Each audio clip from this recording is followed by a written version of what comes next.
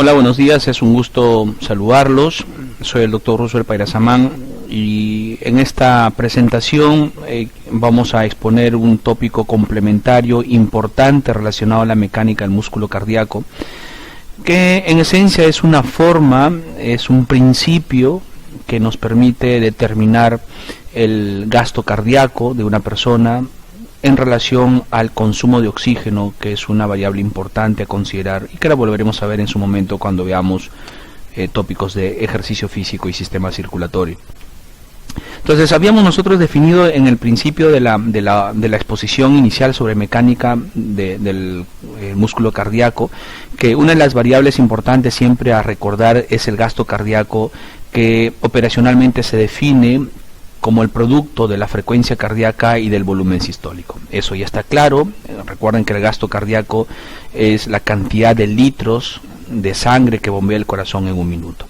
Y cada una de estas variables del gasto cardíaco obviamente pueden ser afectadas por una serie de factores que habíamos expuesto en detalle en el primer video relacionado a mecánica del músculo cardíaco.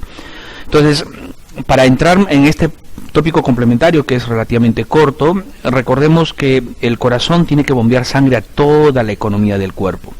Y sabiendo nosotros que el flujo de sangre total en un circuito en serie va a ser siempre el mismo, el flujo va a ser el mismo en un circuito en serie, cuando ya entramos a ver la irrigación en diferentes órganos, estos órganos están en paralelo, en un circuito en paralelo. Entonces, a pesar que en un circuito en paralelo la presión arterial media con la que llega la sangre se va a mantener en el circuito en paralelo, lo que diferencia a un circuito en paralelo de un serie es que el circuito en paralelo, cada órgano va a recibir un determinado porcentaje de este flujo, de este gasto cardíaco.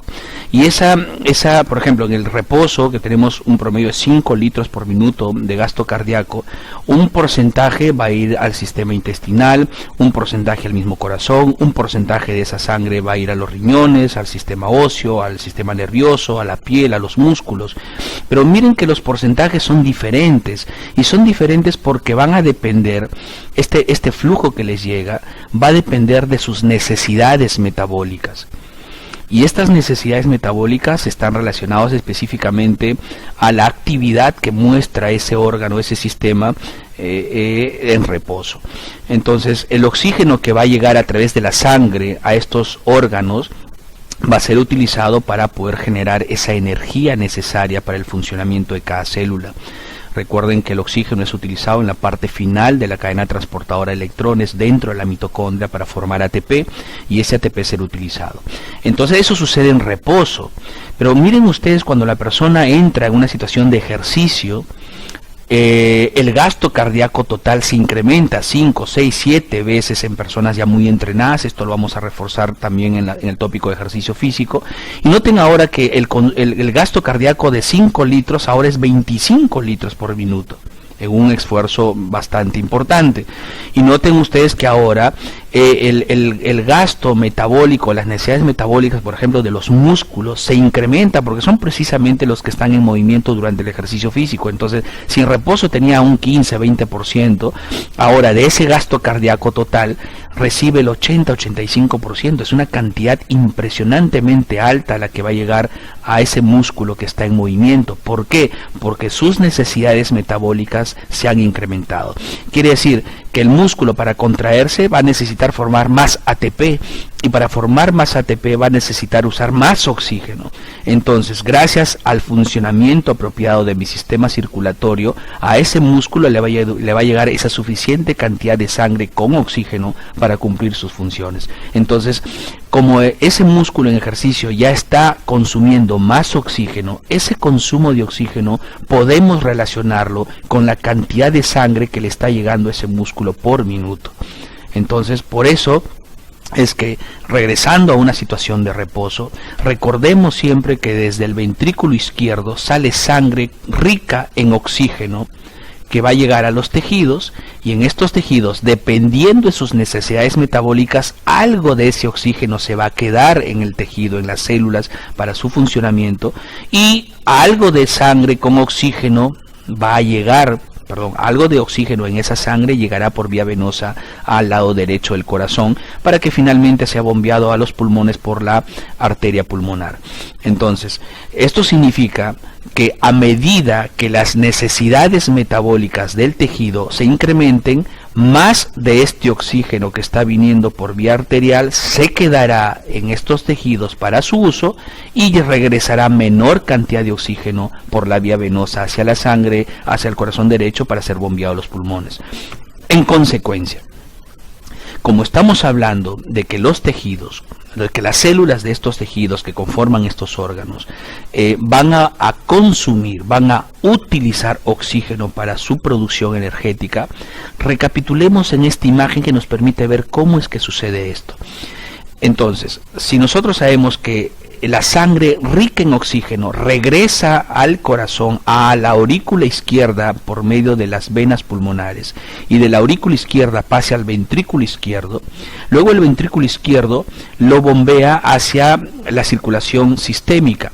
Entonces eso significa que como tiene una gran cantidad de oxígeno, porque es rica en oxígeno, las concentraciones de oxígeno en esa sangre arterial es de 20 mililitros de oxígeno por cada 100 mililitros de sangre. Un equivalente de esto lo pueden encontrar en los textos de referencia que hablan de 0.20 mililitros de oxígeno por mililitro de sangre. Es lo mismo, es una conversión matemática. ¿Ya? Entonces esta cantidad de oxígeno viaja por todo el lecho arterial y va a llegar finalmente a las arteriolas, que es parte del lecho arterial, y luego de las arteriolas pasará hacia los capilares del lado arterial. Y en este momento esta cantidad de oxígeno que está llegando por este lado arterial a nivel de los capilares podrá difundir hacia el espacio intersticial. Lo vemos acá, note que el oxígeno que está viniendo por la hemoglobina, por ejemplo, pegado a la hemoglobina, va a pasar al intersticio, y en este intersticio pasará luego a la célula que finalmente lo va a utilizar. Pero en reposo, noten ustedes, de ese oxígeno que venía por la sangre arterial, se quedará en la célula, en promedio, en reposo, las células en conjunto utilizarán un promedio de 5 mililitros de oxígeno, de esos 20 que estaban llegando. Entonces, ¿para qué utilizarán ese oxígeno? Para formar ATP. Por lo tanto, si por la sangre arterial estaban viniendo 20 y yo a nivel de las células utilizo 5, quiere decir que por la vía venosa, ya llegando otra vez de los capilares, arteriolas, capilares, por acá vendrían vénulas, ¿correcto?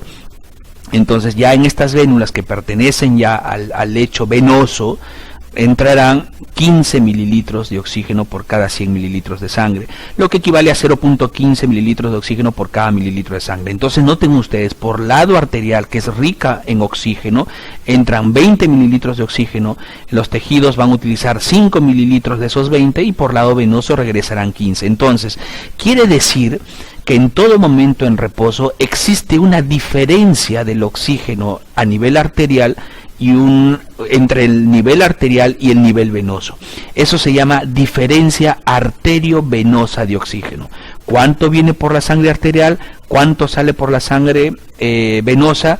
Y esa diferencia denota el consumo de oxígeno que está teniendo la célula en reposo. Entonces esta sangre con menor cantidad de oxígeno regresará a la aurícula derecha y luego pasará al ventrículo derecho, que finalmente bombeará esa sangre con baja cantidad de oxígeno hacia la circulación pulmonar para su correspondiente oxigenación. ¿Sí? Entonces el principio de Fick es un principio muy importante que nos hace entender que ese consumo de oxígeno total que yo estoy teniendo en algún momento en estado de reposo va a depender del gasto cardíaco por la cantidad de oxígeno que llegan a las venas, que vienen por las venas pulmonares. Entonces, sabiendo nosotros que las venas pulmonares están trayendo oxígeno desde los pulmones, estamos hablando de sangre rica en oxígeno, que será mayor a la sangre con menos cantidad de oxígeno que viene por lecho venoso. Entonces, este gasto cardíaco multiplicado por la concentración o por la cantidad de oxígeno que está viniendo por las venas pulmonares hacia la aurícula izquierda, que luego pasará al ventrículo izquierdo y que luego será bombeado por la aorta, si nosotros a esto le sustraemos el gasto cardíaco que multiplica al oxígeno que está a nivel de la arteria pulmonar, que recibe la sangre con poca cantidad de oxígeno que regresa al corazón derecho, tendremos en consecuencia que el consumo de oxígeno total, haciendo una especie de arreglo matemático, el gasto cardíaco, que este consumo de oxígeno será igual al gasto cardíaco por estas concentraciones de oxígeno a nivel de las venas pulmonares, que son las que están trayendo precisamente esta sangre rica en oxígeno desde los pulmones hacia la aurícula izquierda, menos la cantidad de oxígeno que está llegando o saliendo por vía de la arteria pulmonar que recibe la sangre desoxigenada o con poca cantidad de oxígeno del lecho venoso. Haciendo un arreglo adicional, entonces sabemos que el consumo de oxígeno total será igual al gasto cardíaco por, como hablamos de venas pulmonares, será oxígeno en sangre, oxígeno en sangre que está oxigenada rica, de una manera elevada, menos el oxígeno en sangre desoxigenada. Dicho de otra manera, esto será que el consumo de oxígeno total será igual al gasto cardíaco por el oxígeno arterial menos el oxígeno venoso. En consecuencia, el consumo de oxígeno total será igual al gasto cardíaco por la diferencia arterio-venosa de oxígeno. Si nosotros reemplazamos estas denominaciones del principio de Fick por sus respectivas equivalencias o símbolos, diríamos que el consumo total de oxígeno representado como VO2, que significa volumen de oxígeno consumido total, será igual al Q, que representa el gasto cardíaco, por la diferencia arteriovenosa de oxígeno. El consumo de oxígeno estará dado por mililitros de oxígeno por minuto, ¿sí? Igual a la equivalencia del consumo del gasto cardíaco, que es mililitros de sangre por minuto multiplicado por esta diferencia que ya conocemos. Entonces, cuando nosotros vemos este principio de Fick, nos damos cuenta que una forma de determinar el gasto cardíaco es relacionarlo con el consumo de oxígeno total de los tejidos y la diferencia de oxígeno entre el lecho arterial y el lecho venoso. Entonces uno podría preguntar, y doctor, ¿cómo es que yo, bueno, el gasto cardíaco lo puedo determinar por variables fisiológicas circulatorias, pero el consumo de oxígeno, ¿cómo es que yo puedo determinar el consumo de oxígeno que está teniendo una persona? Bueno, eso lo realizamos nosotros en base a evaluaciones fisiológicas de campo. Noten ustedes que en este caso esta persona, un deportista, tiene una mascarilla especial colocada en su rostro, bloqueando la salida de aire de nariz y boca, y esta cantidad de oxígeno que está siendo inspirada y expirada también en relación con el CO2 va a ser detectado por unos sensores en unas celdas especiales que hay en la mascarilla, y eso va a ser codificado por este sistema en un computador, y acá estamos viendo en todo momento cuál es el consumo de oxígeno de la persona. En este caso un consumo de oxígeno en ejercicio, pero el mismo procedimiento, solamente que la persona ahora va a estar en una cama, va a estar en reposo total con la misma mascarilla, y va a estar siendo evaluada para determinar cuál es el consumo de oxígeno global que está teniendo, y con eso tener una idea más clara de sus demandas metabólicas. Por lo tanto, de ese principio de Fick sale una conocida ecuación que se conoce como la ecuación de Fick, que hace referencia al VO2 total, especialmente en reposo, porque estamos estudiando en este momento todavía la fisiología de una persona en reposo. Luego vamos a ver más adelante en próximas semanas de estudio la parte de fisiología del ejercicio físico en cuanto a las variables circulatorias. Todo este consumo de oxígeno total va a ser igual al gasto cardíaco por la diferencia arteriovenosa de oxígeno. Esta diferencia arteriovenosa de oxígeno hace relación con el consumo de oxígeno que está teniendo la célula para producir ATP. Y recuerden que esto es muy interesante porque en una circunstancia donde yo aumente el volumen sistólico, porque recuerden que gasto cardíaco es igual a volumen sistólico por frecuencia cardíaca, si en una situación de ejercicio físico por descarga simpática vamos a tener un incremento del volumen sistólico. Si aumento este volumen sistólico, pues habrá un aumento del gasto cardíaco, también asociado a un incremento de la frecuencia cardíaca, obviamente. Pero si yo aumento el gasto cardíaco, ¿qué pasará con el consumo de oxígeno? También se incrementará, ¿sí? Y esto genera una relación directa entre las necesidades metabólicas del cuerpo y el trabajo que tiene que hacer el corazón y el sistema circulatorio en global para proveerle a nuestros tejidos, en este caso los músculos, por ejemplo, que están en ejercicio, para poder cumplir con esas demandas y poder sostener el entrenamiento. Por lo tanto, dicho esto, entonces nosotros hemos encontrado una forma diferente a las que habíamos estado conversando en los primeros tópicos de mecánica del músculo cardíaco, de cómo determinar el gasto cardíaco. Entonces ahora ya tenemos una nueva ecuación que relaciona el gasto cardíaco con el consumo de oxígeno total. Veamos un ejemplo de aplicación práctico y con eso terminamos este tópico complementario que es medular y que lo van a volver a ver, por favor, disculpen la asistencia, cuando toquemos el tópico de ejercicio físico.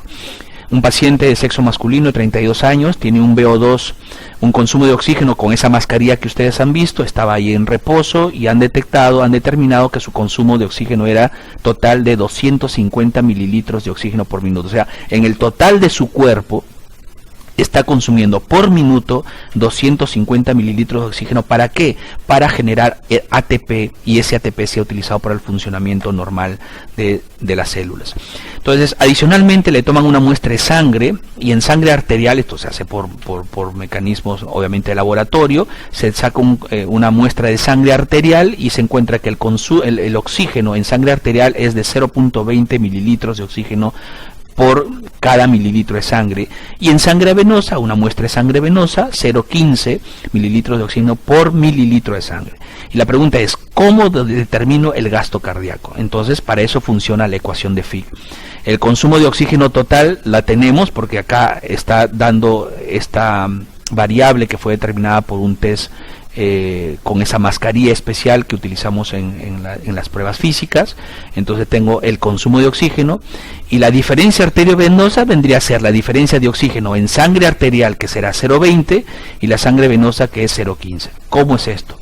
Entonces tengo esta manera, separo el Q porque me piden hallar el gasto cardíaco, que es Q, y el Q sería igual al consumo de oxígeno entre la diferencia arteriovenosa de oxígeno. Y lo único que hacemos ahora es reemplazar. ¿Sí?